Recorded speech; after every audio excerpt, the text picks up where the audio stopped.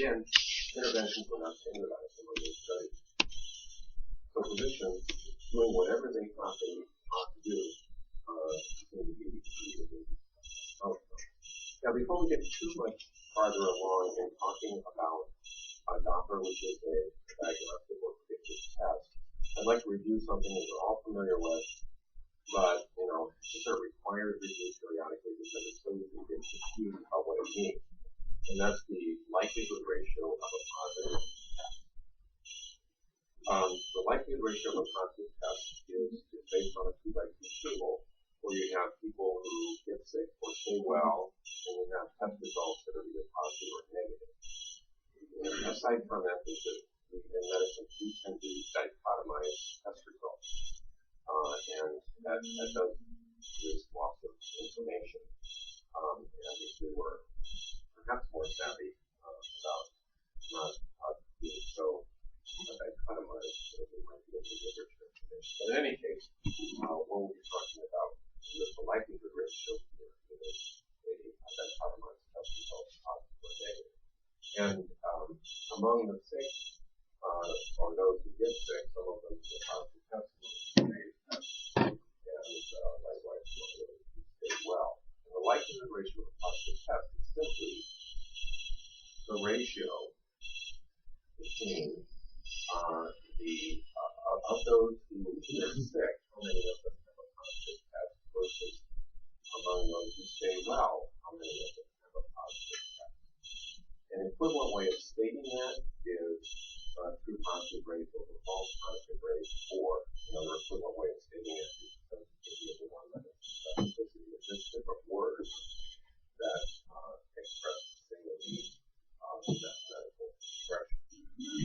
And a useful thing about the likelihood ratio that is used heavily in genetics, and that Martin has talked about, is that if you know the prior odds of somebody getting sick, and then they get a test result, you can multiply their prior odds by the likelihood ratio of positive test, and get a revised set of odds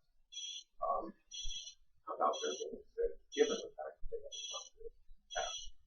And that is one variation of odds. So if we look at the umbilical artery Doppler from the standpoint of likelihood ratio of a positive test, likelihood ratio of a negative test, and by the way, likelihood ratio of a negative test is sort of the symmetrical expression if it is negative. We get numbers like this. Now, interpreting these, in general, it's sort of the accepted standard for likelihood ratio of a diagnostic test, or that if the likelihood ratio positive is greater than 10, it's a great test, and if it's between 5 and 10, it's a moderately good test, and if it's less than 5, it's supposed to be a so-so test. But all of this depends in part on what you're testing for and what interventions you have available to respond to a positive test or to alter the outcome. So it's a little bit more complicated than just looking at the numbers. But if you look at umbilical artery Doppler, the likelihood ratio of the positive test in this study is a meta-analysis from Morris that came out a few years ago, looking at umbilical artery Doppler as in its predictive ability to predict small gestational birth weight, adverse perinatal outcomes, and fetal death or acidosis. It looks like it's definitely an informative test. It doesn't look like a strongly informative test. For likelihood ratio negative, those, of course, are less than 1.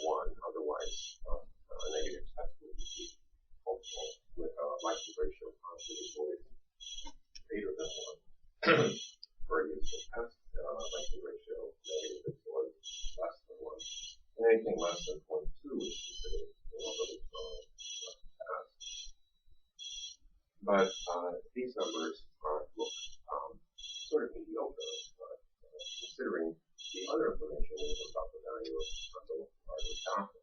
And actually, if you look at the most recent, or one of the most recent large studies, which incorporated umbilical artery Doppler, the Porto study from Ireland, if you sort of do the numbers, you can compute their likelihood ratios to the negative for intrauterine fetal death, and they look kind of sad. But I think part of this is that in non-blinded studies where the information is being used to affect the outcome, in other words, clinicians are taking active measures in order to prevent adverse outcome, it's going to blunt the likelihood ratio. So we would refer to this as treatment effect. So you can't just look at likelihood ratio in this context without taking into account the fact that, yeah, sure, there aren't the adverse outcomes are not a lot more common among those with a positive test than among those with a negative test, but part of that is because clinicians are managing and taking steps to prevent those adverse outcomes.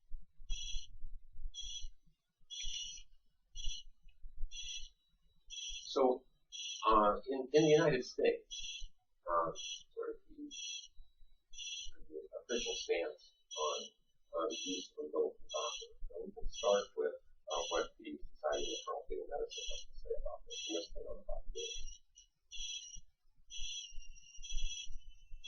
They published in the American Journal a publication statement. Umbilical artery Doppler should be used in women with suspected IUGR and may be used to guide the timing of delivery.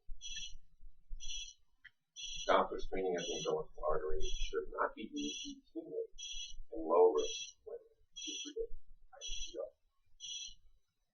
So, it's fairly good plan statement, but and this is an algorithm that I know you can't see very well. I'll put a typo at the bottom so that you can learn our Doppler. They just talked about Doppler, but the gist of it is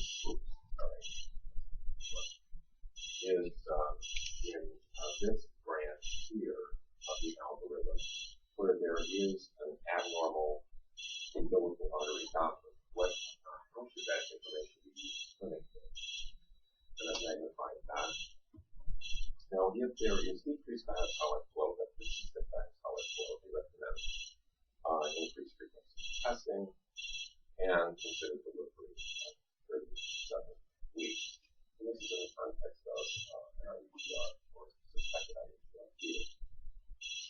If there's absent diastolic flow, the recommendation of this paper was delivery at 34 weeks or beyond after steroids. And if there's reverse diastolic flow, drop down to 32 weeks. Now, all of these evidence-based guidelines, if you'll notice, they drift back and forth between things that are well established by high quality randomized clinical trials and expert opinion based on observational studies and other information. And this would be a similar example. Not all of the branches of this algorithm are thoroughly proven by randomized clinical trials.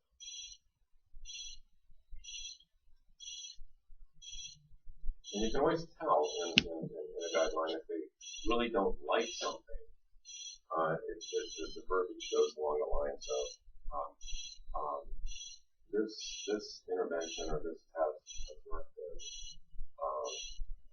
adequately evaluated by randomized clinical trials to affect long-term outcomes through 7 generations. In other words, raising the bar on what I would do. So, ACOG has a statement even about a molecular Doppler that is quite as new as the one from the Society of Pharmaceutical Medicine. But it says when used in conjunction with standard field surveillance, is associated with improved outcomes with glucose restriction.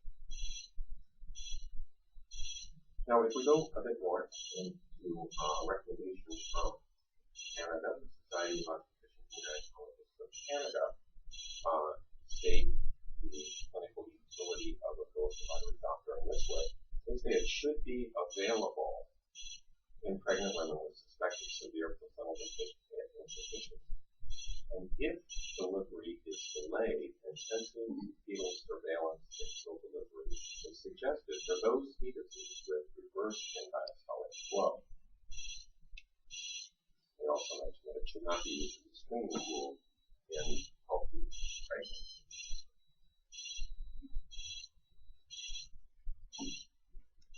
The Royal College came out, of OBGYN in the UK came out earlier this year with a long, what they call green box guideline. It's quite about management of fetal drug restriction. And there are a number of detailed statements about the use of various forms of Doppler, including the umbilical artery Doppler. The Royal College states that umbilical artery Doppler should be the primary surveillance tool in the small gestational age fetus. When umbilical artery flow indices are normal, it is reasonable to receive surveillance every 14 days. When umbilical artery flow indices are abnormal and delivery is not indicated, repeat surveillance twice weekly in fetuses with end-diastolic velocity present and daily in those with abnormal growth end-diastolic velocity. So a fairly strong and detailed statement about the artery Doppler. Now again, I know you can't see this well, but it's kind of interesting that at the end, an appendix at the end of this monologue or monograph, they have a couple algorithms pragmatically, and this is one of them. And the way this is organized is chronologic, and this is really textbook in what they say. And this is in the second trimester, and this is later on in the third trimester. And these are divided into the green minor risk factors, the red major risk factors, a little category down here for people that are hard to evaluate. And then this middle triangle is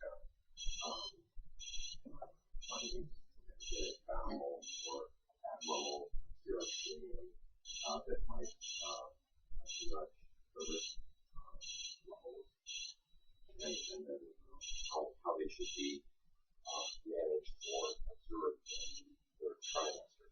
So the major risk factors, a lot of these are pretty predictable, but some of them are a little surprising. Smoking greater than or equal to 11 cigarettes per day. That comprises the large part of our population of Charles. And daily vigorous exercise as a major risk factor. And CAP-A, less than 0.4, considered a major risk factor by the Royal College for drug restriction. Those who are unevaluatable, or at least they're difficult to evaluate, are women, include women with fibroids or those with BMI greater than 35. So those are the major factors. The minor factors, again, some of these are predictable, some of them are a little surprising. Low fruit intake pre-pregnancy is one of the minor risk factors. Now, if there are 3 or more minor risk factors, that sort of is equivalent to a major risk factor almost. So there's another wrinkle in the algorithm.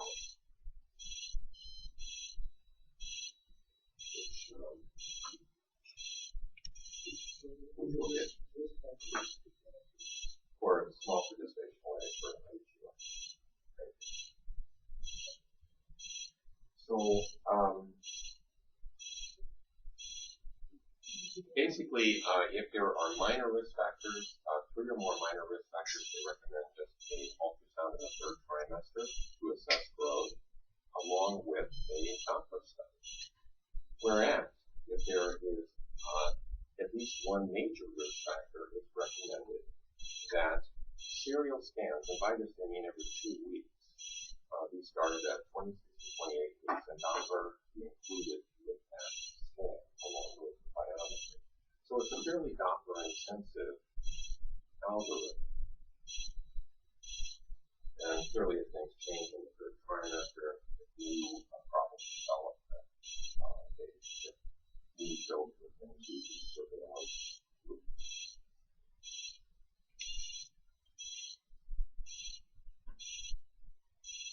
Now, one thing I'll mention before we move on to middle cerebral artery Doppler is usually Doppler is done beyond the stage of viability, beyond 24 weeks or beyond 26 weeks. But in a situation where it happens to be done between 20 and 24 weeks, what do we do with this information? There's not a lot of literature about this, and that's why I presented this slide that describes a study of 15 such patients who had absent and diastolic velocity between 20 and 24 weeks. And as predicted, some of them did too. There were, of the 15, 12 survived, although one died pretty early on when the birth rate was less than 600 grams. But one interesting aspect is that there were 4 patients who developed diastolic flow with observation. Now, you have to trust the investigators that the initial absence of diastolic flow wasn't actual here.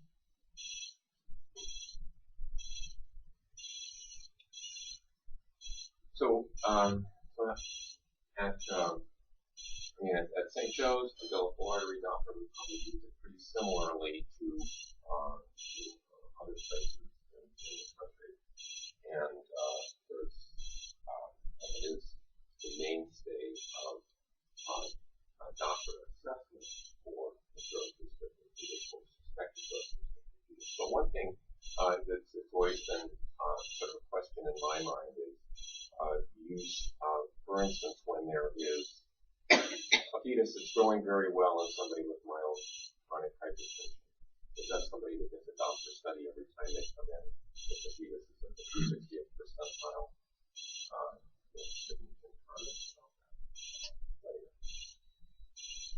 Now, middle cerebral artery Doppler is more controversial in this context. It's not controversial in use in hypertension, and Dr. Costello reported its use in other forms of fetal anemia,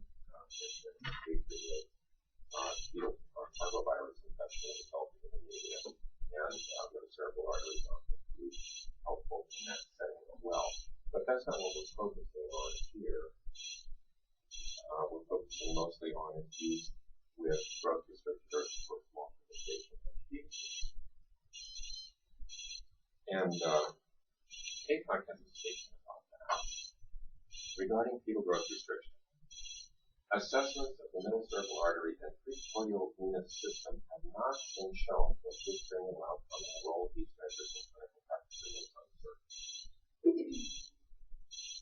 So not very supportive. Society of OBGYN of Canada, in comparison, although increase in MCA in diastolic flow velocity may reflect fetal hypoxia, there is no evidence that this measurement will benefit anyone.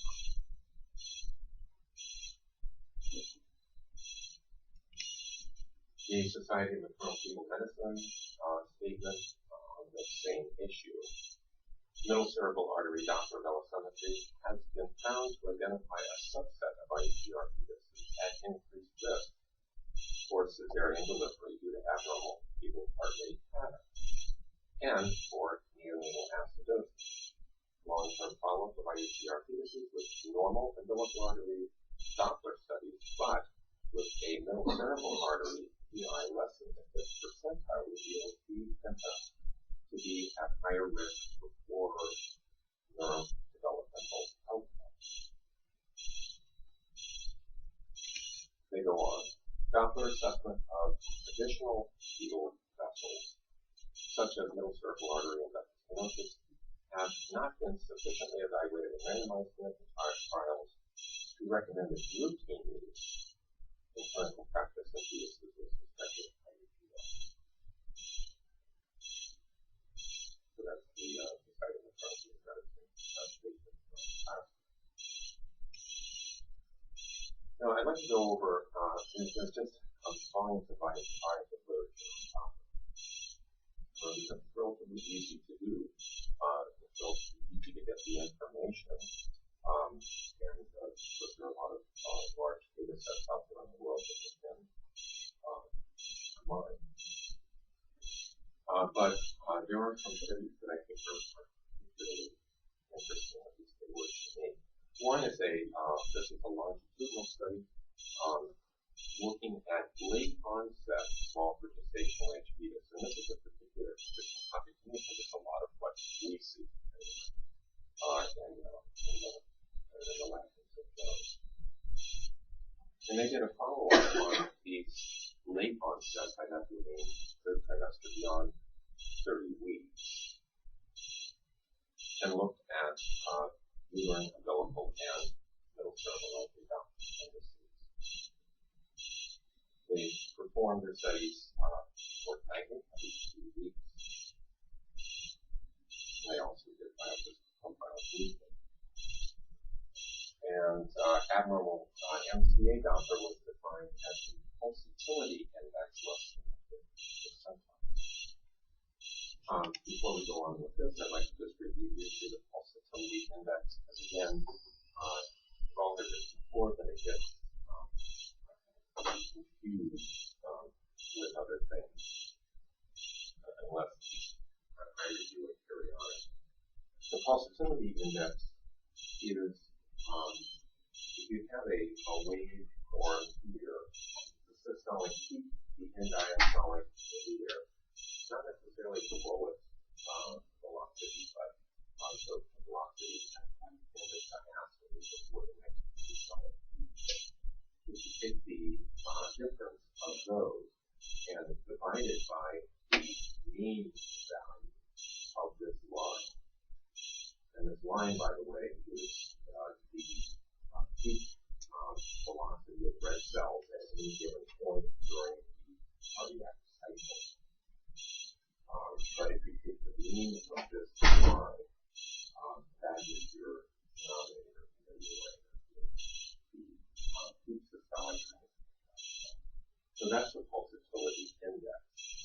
Another definition I'll mention while we're on this slide is the cerebral-placental ratio, which is the middle cerebral artery pulsatility index divided by the umbilical artery pulsatility index.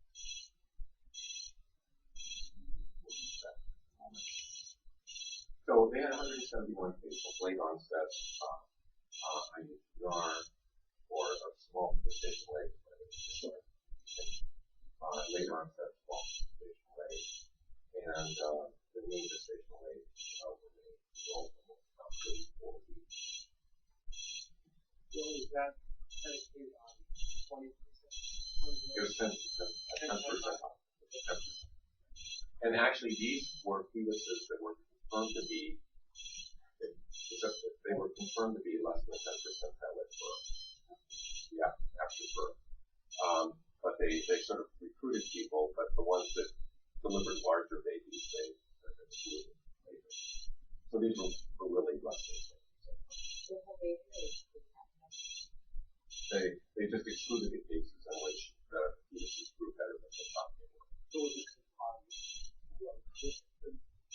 what I'm saying is that they recruited patients who with suspected small gestational age, but they only evaluated in their data those fetuses that actually were less than 10% pilot growth. Birth weight. Right. Gestational age. And delivery. So, right, that's for their analysis. Yeah. And what they were interested in here, I mean, with small gestational age fetuses, FWGR, a lot of the rumination surrounds tremulous fluid. And that's sort of what we offer. I mean, there are other things we can offer, but one of the main things we offer is tremulous fluid. We try to optimize that. And in this category, one of the big decisions is whether to deliver at 37 weeks or whether to sit tight and wait for labor or 39 weeks or whatever, 40 weeks. And it's one issue, it makes a big difference because most of the fetuses that we suspect is in small gestational age post-term are normal fetuses by all counts, as best we can tell. They just happen to be small. And if we're inducing people with a facial cervix, cause damage. So what this bar graph here represents is the clear bars, the open bars, are the ones like Doppler findings at 37 weeks. And the filled bars are the Doppler findings right before delivery. Well, the last one will be done. And among the uterine arteries, if you look at uterine artery Doppler, you find that the vast majority of these patients, 5% here, have normal uterine arteries at 37 weeks, and it doesn't budge that much until the time of delivery. Same thing with the umbilical artery. Most of these patients have normal umbilical arteries. I think that's all of our experience that IUCR or small gestational age at beyond 32, 34 weeks, they tend to have normal umbilical arteries. Relatively here. The MCA at 37 weeks was somewhat more likely to be abnormal. And right before delivery, it was quite a bit likely to be abnormal. Quite a bit more likely to be abnormal. So during that interval between 37 and 38, 39 weeks, there has been this growth. Abnormality of circle artery PI. And we several successful ratios that I tried just a moment ago showed even more exaggerated change.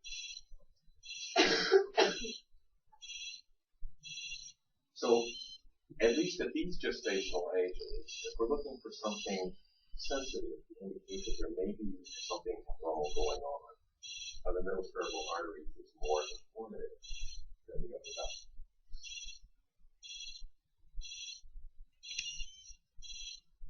So what might be going on and what significance might it have? And this is a paper that was referred to by the Society of Pharmaceutical Medicine when they were talking about long-term neurodevelopmental outcomes. And in this study, they had small gestational age fetuses at who were delivered. These were either term or near term. I think they were at term. Yeah, they were at term beyond 37 weeks. And they had 25 such fetuses that had abnormal middle cerebral artery Dopplers. The PI was less than 50%, that was too much diastolic flow. And they had 100 who had normal MCA Dopplers. And the open bar here, the white bar, is control group MCA fetuses. The gray bar is those SPA fetuses who had normal middle cerebral artery Doppler.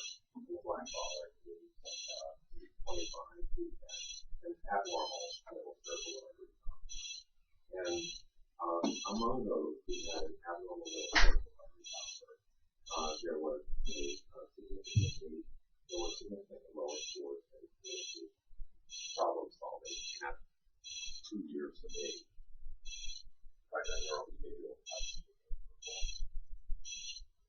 So there's something going on when the middle cerebral artery is abnormal near term. It affects at least some unit category. The cerebral to cell Doppler ratio is something that's been evaluated for a long time, and this is the best data set out there to look at neurons who are all normally grown fetuses without complications, and more sort of user-friendly format for the data. Here's well, actually that's a serious article. Well, that's the here. The 95th percentile, that's middle cerebral artery, and middle cerebral artery, middle cerebral ratio 65.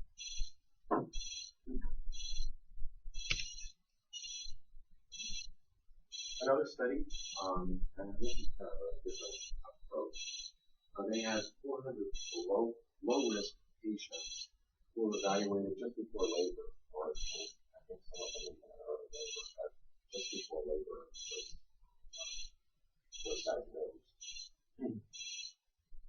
And those with a CPR less than 10 percentile had an ratio of 6 for delivery by cesarean section to be compromised. Those with a very high CPR should be sort of protected from such an outcome. Another study, middle cerebral artery vasodilation associated with threefold risk of cesarean section to be compromised, threefold risk of neonatal acidosis among SGA fetuses at term. So, the clinical use of middle cerebral artery Doppler as recommended by the Royal College. As we state in preterm fetuses, it's not as much better. It's a lot more. And we're talking about early onset SGA. In the term or near term SGA fetus, with normal umbilical artery Doppler and abnormal SGA Doppler, there's a moderate predictive value of acidosis at birth, and it should be used at time delivery. SGA Doppler may be a more useful test in SGA fetuses detected after 2 weeks than umbilical artery Doppler, which is typically normal. We saw that from the study that showed a moment ago. And if MCA Doppler is abnormal, delivery should be recommended no later than 37 weeks of gestation. So a fairly strong statement along these lines by the college. Whereas in the U.S., ACOG,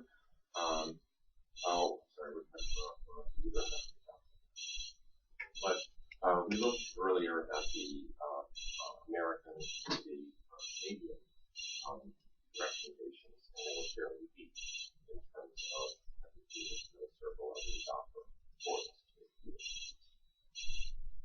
The way, I'm sorry.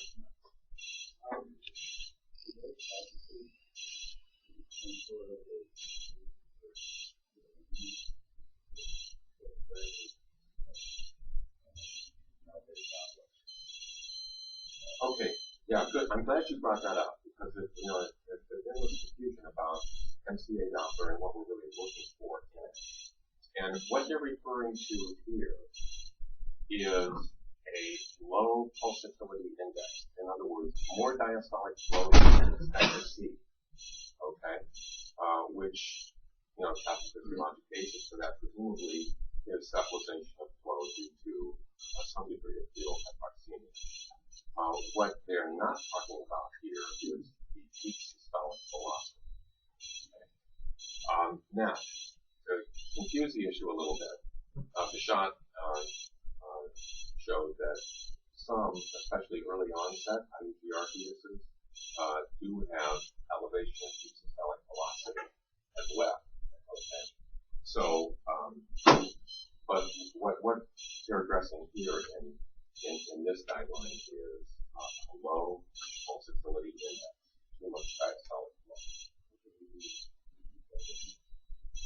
In the IUGR fetus, I think it's the opposite of both. I mean, if you're going to look at anything, you definitely want to look at the pulsatility index. And the deep systolic is sort of right there if you've done the measurements properly. If you have a good one.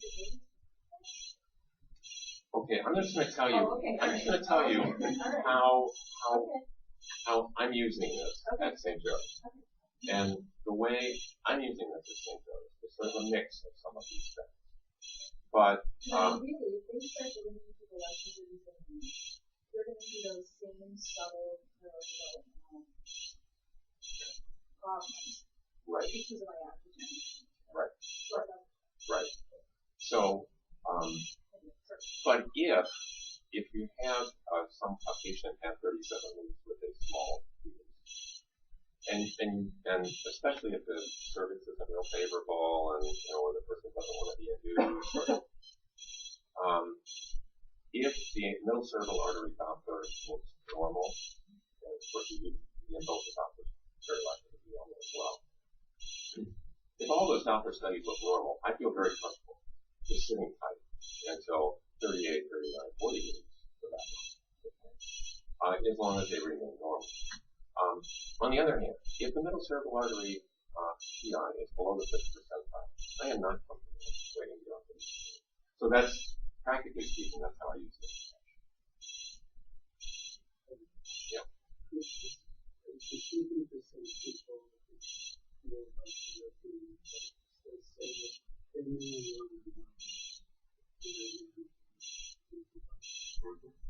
In the United States, we work with Right. Right. Right. And so there's a conservation of what It is a different paradigm. And but it's not sort of randomly different. It's looking at the same, everybody's looking at the same article, right? Looking at the same evidence. There's way information that absolutely. For instance, in the Royal College guideline, it says biophysical profile should not be done on premature the way we use them all the time. They specifically say that we should not use biophysical profiles. So, yeah, different. And I think it's useful to look at these different approaches and think about them, and in coming up with what you're going to do in practice, taking bits and pieces of things is practical.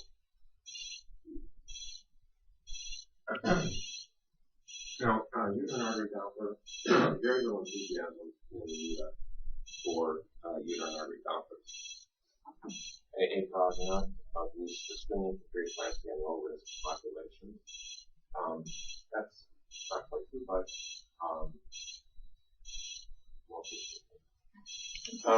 the Society of Obstetricians and Gynecologists of Canada actually recommends the use of uterine artery Dopplers in these situations when there are risk factors for growth restriction. And a lot of these risk factors are sort of what we would expect.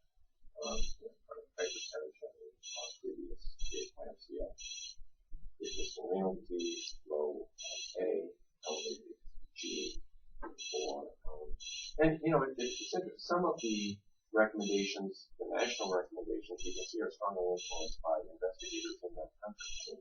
Dr. Kingdom's been doing a lot of work with this for years, and at least I think you can see that. In the UK,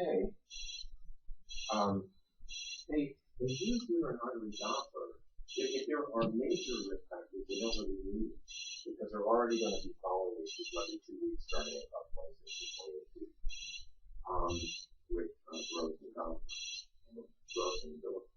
But when there are 3 or more minor risk factors, that's when they use either another doctor to sort people out into those who get that intensive surveillance versus those who get just 1/3 trimester scan.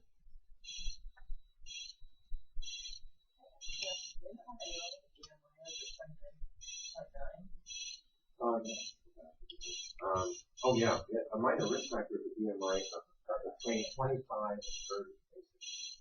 But as a major factor, they don't have 35. Yeah. Always all the way down to the bottom. Right, at the down at the bottom, if it's greater than 35, they recommend just surveillance because you can't tell what's going on. Yeah.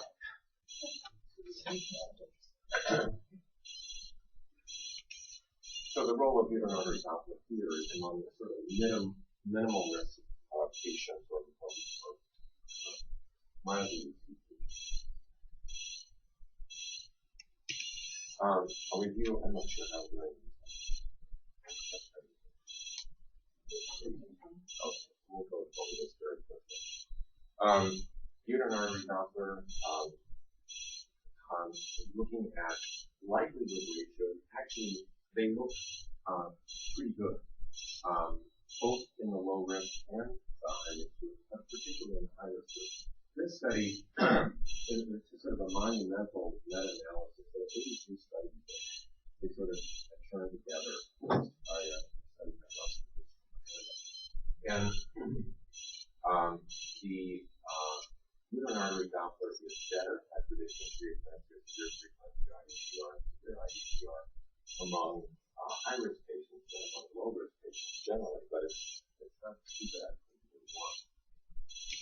And in this study, what I'm wanting to highlight is that particularly among those cases that are so severe that they require delivery prior to 13 weeks, it comes out to be pretty sensitive.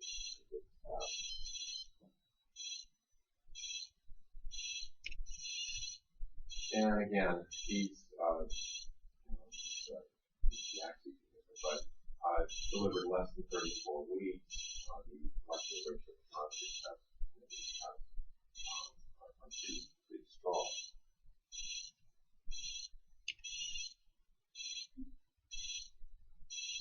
And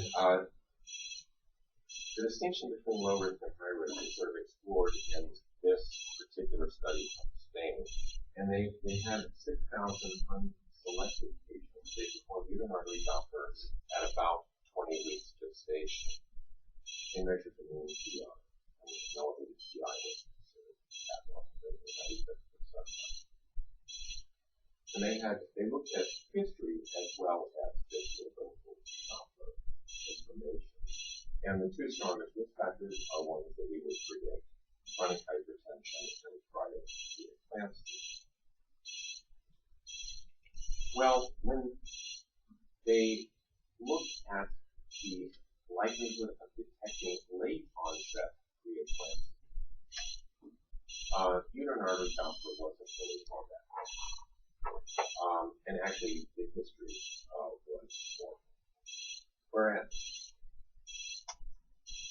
with detection of early onset preeclampsia, we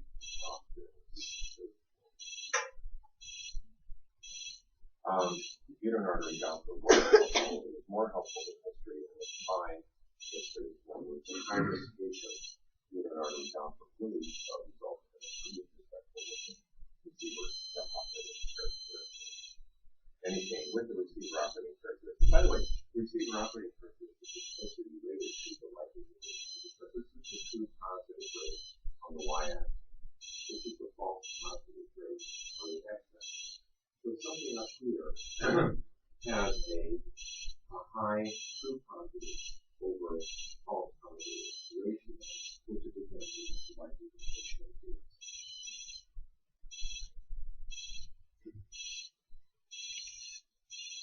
So use of uterine artery Doppler, the way we're using it at St. Joe's, especially in patients who we're not going to be seeing back, I think is useful.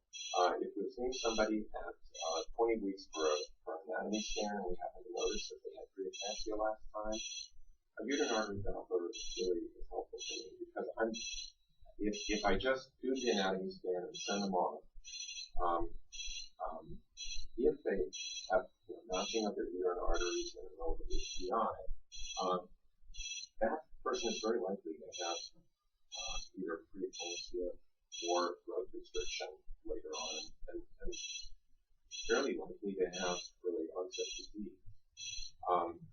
So I feel like I've done them more of a service if I check the uterine artery. If that looks normal, then I feel very comfortable enough to come back with clinical indicators. But if it looks abnormal, it gives us the opportunity to follow those patients more closely.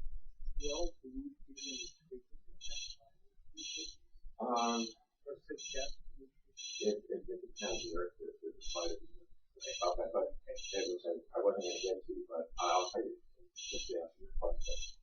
If there's and it's just not how much. I mean, if it's just a slightly elevated pulsatility there, I'm not just excited.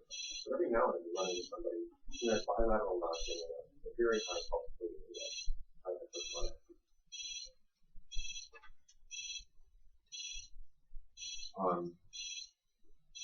Moving on to the ductal stenosis. Ductal stenosis, if you recall, shows reversing of flow right towards the end, and especially in early onset IUGR. Survival beyond 7 days is unusual. There's reversible flow in ductal stenosis. And one point of confusion for me, which I'll just increase the point of confusion for anybody else, in the first trimester, this is used reversal to look for Down syndrome. But that ductal stenosis reversal is not ongoing. It's a transient phenomenon. So it's not the same phenomenon as occurs in drug prescription in early years.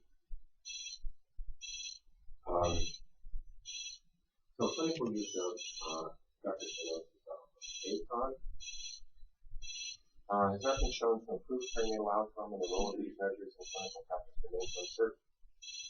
Society of OBGYN of Canada. Umbilical venous pulsations, which by the way are associated with reversible flow in the ductal stenosis.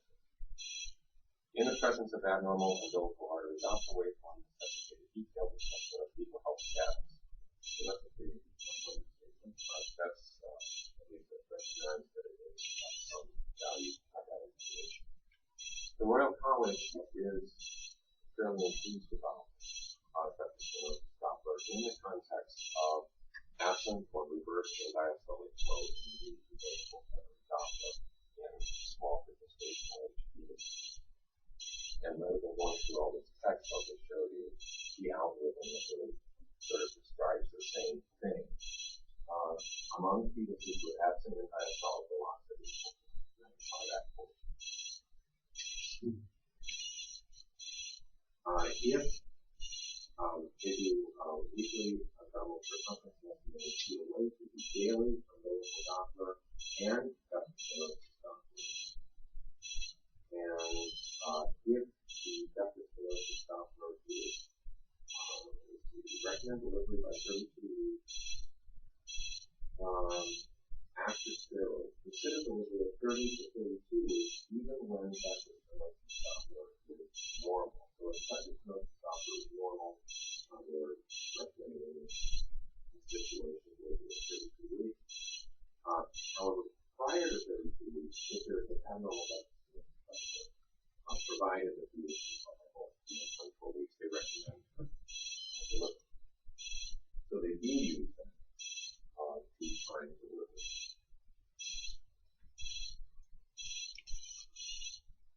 The Trump study, which I mentioned in my last talk, is still not out yet. All of the patients have been recruited to be people will be people will want to be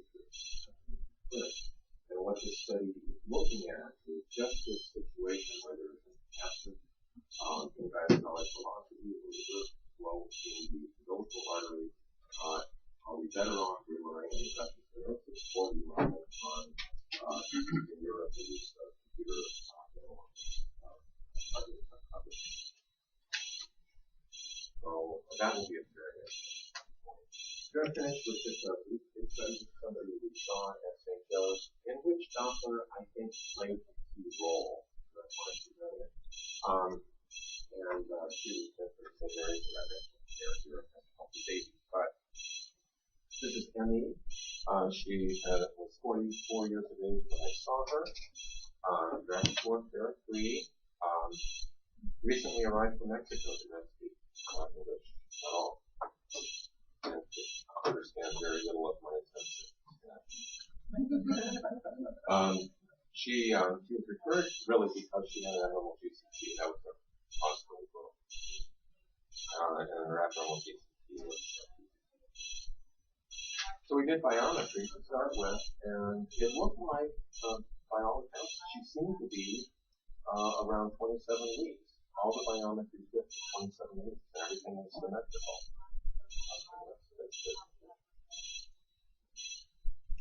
But because we were in the dark as a gestational age, we went ahead and did Doppler studies, and the umbilical artery Doppler was not normal. CFT ratio was 7.5. So definitely not as much as I told you why. The middle cerebral artery Doppler was also not normal. More diastolic flow than you would expect to see.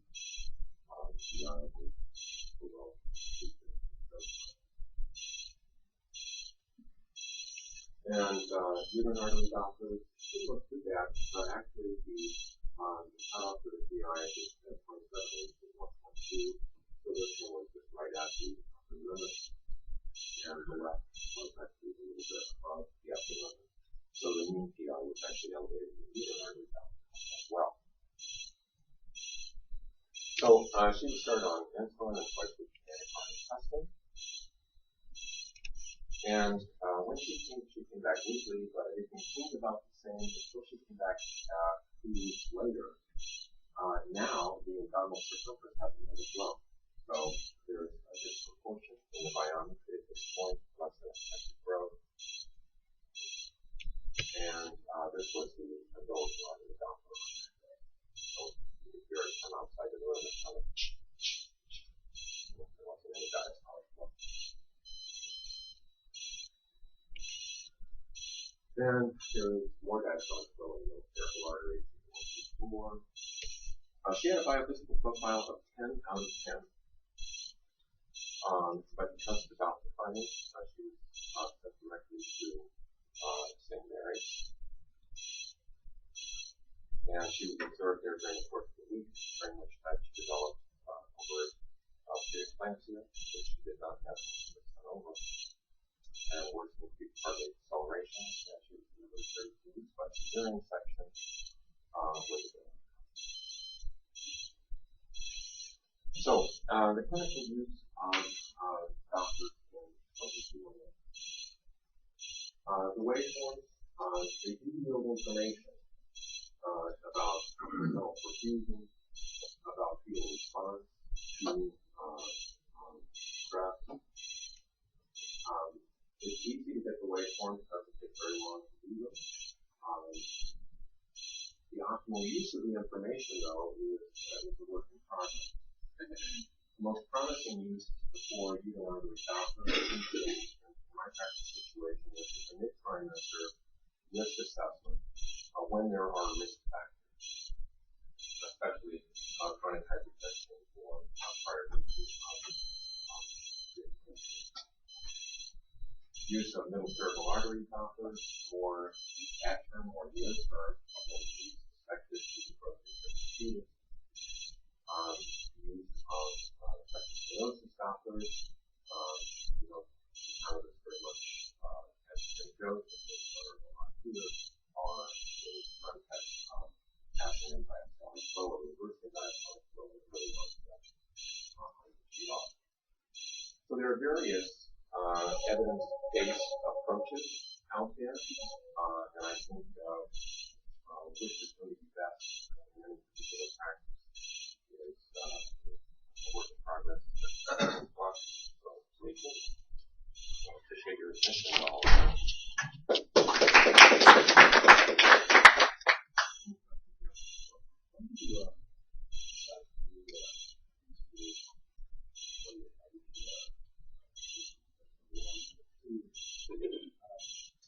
you local doctors,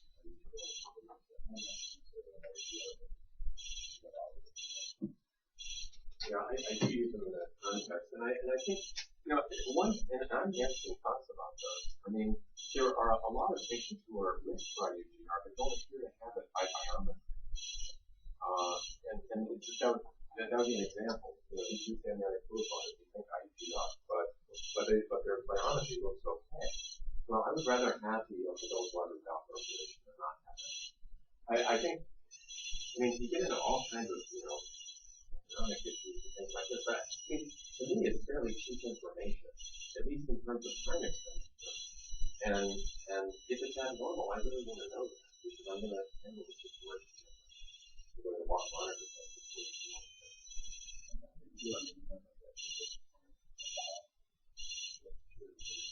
Right, exactly.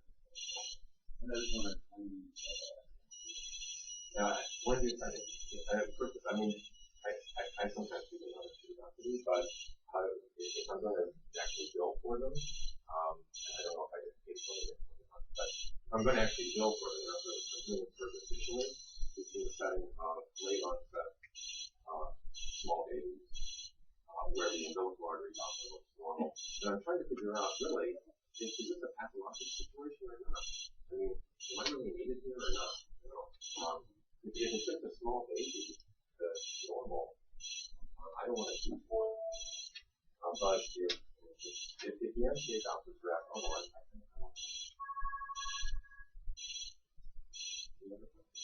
That's also you mentioned about chronic hypertension, and protecting them, either doctor versus you talk about how to face their testing, not recognize the doctor. It really depends on cost analysis. Yeah. I think, like you say, the approach in the UK is so much different from what we typically do here. If we have somebody with mild chronic hypertension, normal biometry, do they really need counseling? I don't know. They get them here. And I think that's probably prudent, for some of the reasons that were expressed. Sure, babies of the 30th percentile, but maybe it would be a 90th percentile if we're growing. So the Cochrane review, he actually looked at their subgroup analysis. We did not show them to benefit, and we did not show benefit. And we showed benefit in the meta-analysis of the studies. And I went back and looked at the inclusion of those studies. They are all over the map in terms of a hodgepodge. And the largest study is just anybody who was referred to the review. Yeah, well, it's anyway, so extrapolating that to the clinical practice for me is really important. The middle cerebral data suggests that, in fact, only use of middle cerebral artery is using the cerebral. In other words, the vasodilation, compensatory vasodilation, comes on and then goes away. So, in fact, a single MCA, you don't think that's normal, even where you are. You may already have missed that particular window, right? Unless you then see the right side go up. And you don't